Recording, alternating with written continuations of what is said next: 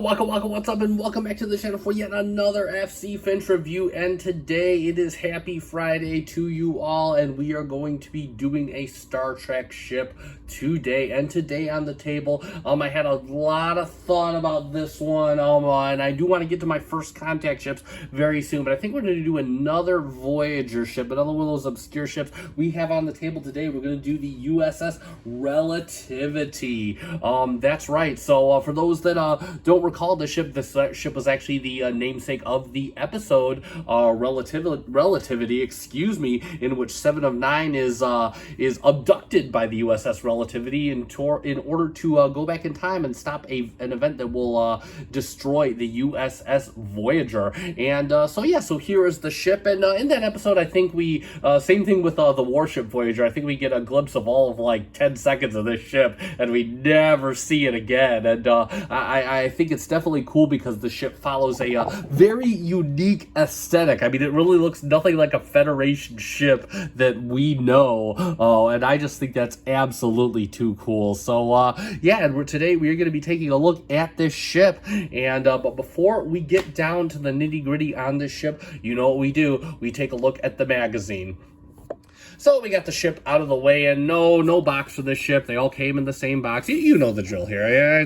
This is like, what, our 150th video, and like half of these should be Star Trek. So we're not, yeah, it is what it is. We're not going to take a look. So there we have a nice shot of the Relativity. And again, it is a time ship launched in the 29th century, a length of 193 meters. So not a big ship, and disruptors as weapons, at least the known weapons. It is the U.S.S. Relativity. You know it's from the future because it's an NCV 474439-G. And again, which is actually really interesting. Again, I forget this was from before the 29th century, I believe, wherever Discovery takes place. Discovery takes place quite a while after, like 1,000 years in the future from the TOS time period, and they're already using 6-digit numbers. So this is actually kind of interesting. The identification number for this ship. I know it's a small thing to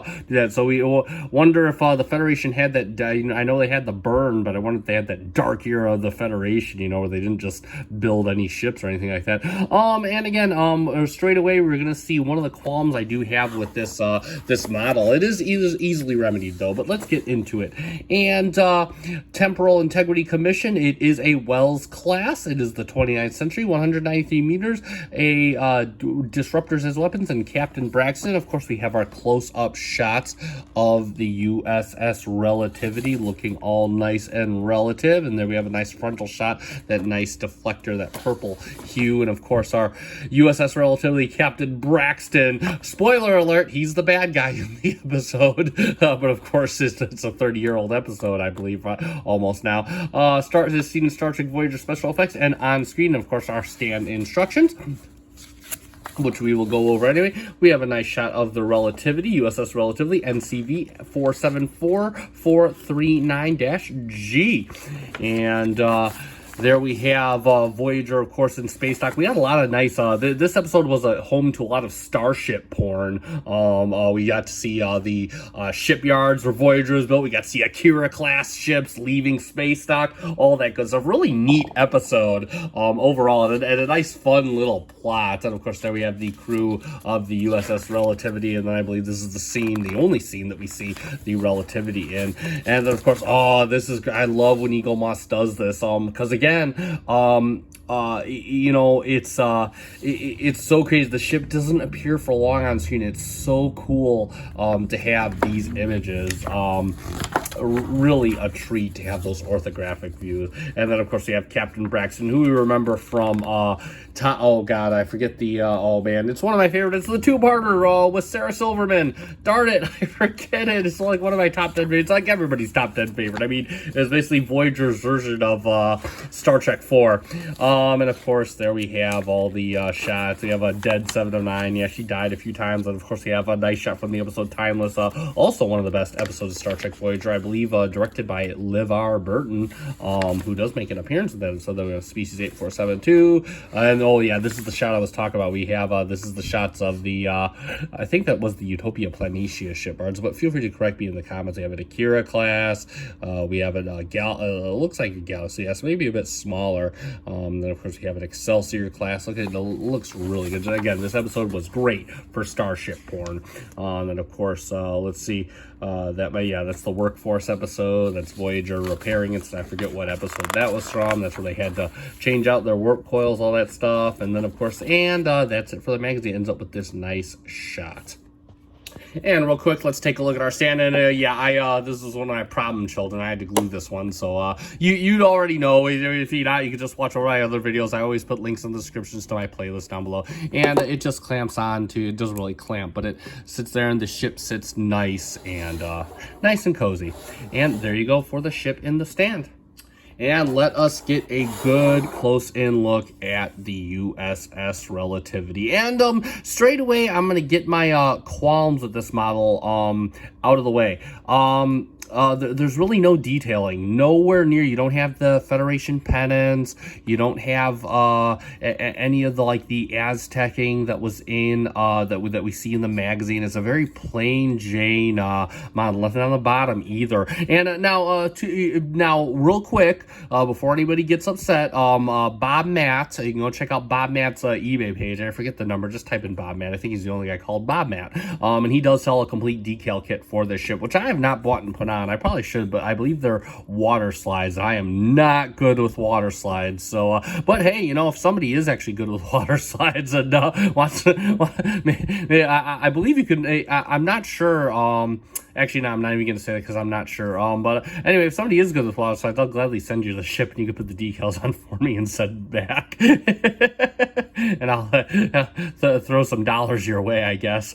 But yeah, that's my really only qualm though. Just a very plain Jane model. Now, in Eaglemoss's defense, this is probably based on the computer CGI model. I haven't seen the episode in some time. I forget whether we actually see the pennants on the ship. So credit where it's due. Eaglemoss just gets that 3D model. But the fact that they didn't take any liberties to update it, and granted, it is just a ship that we don't see too much of. But that being said, wow.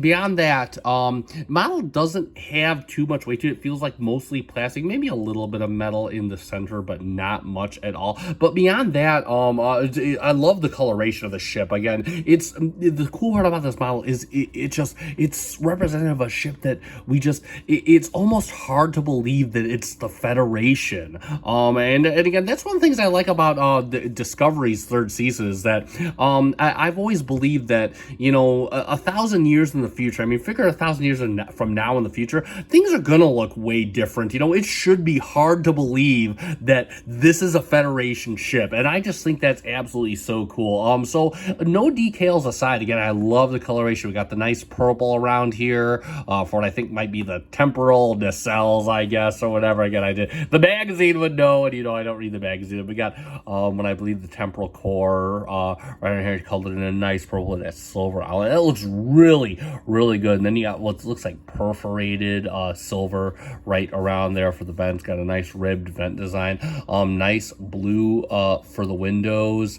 And again, I love the silver coloration here heading up to the bow of the ship. And you got the little phaser strips or whatever. I know they're still using phasers when this ship around. And then you got the nice baby blue just to differentiate the bridge area with a nice silver. And you got some nice panel lining here. Really, really good. Not too much for your fingers to sink into, but that's okay. Got some vents painted in a very nice silver, and then of course the primary temporal component right back, like a jet engine just jetting back out. It's got ribs all over here, and if we flip the ship upside down, again, more perforation. And again, we got those windows. I love how they kind of follow the curvature of the ship. Looks really, really good. And again, you got I love You look here, you got like the purple kind of just outlining. It's like a darker blue, light purple, just kind of outlining the edges. Looks really, really good. And of course, more panel lining onto the silver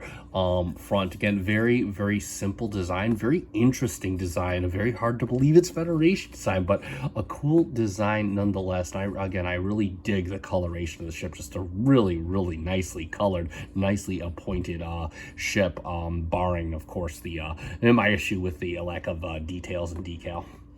And for a quick comparison, let's get there. We're going to bring in the Voyager XL. That is right, the XL Voyager. I was kind of thinking of doing this one, but I figure I'm going to save some of the best ships for last. And yeah, actually, you know what? The reason I brought this in is this actually looks pretty close. Let's see, so 193 meters. If anything, the ship, the Wells class, is a bit small model wise, in comparison to Voyager. Voyager's like, what, 350 meters in length.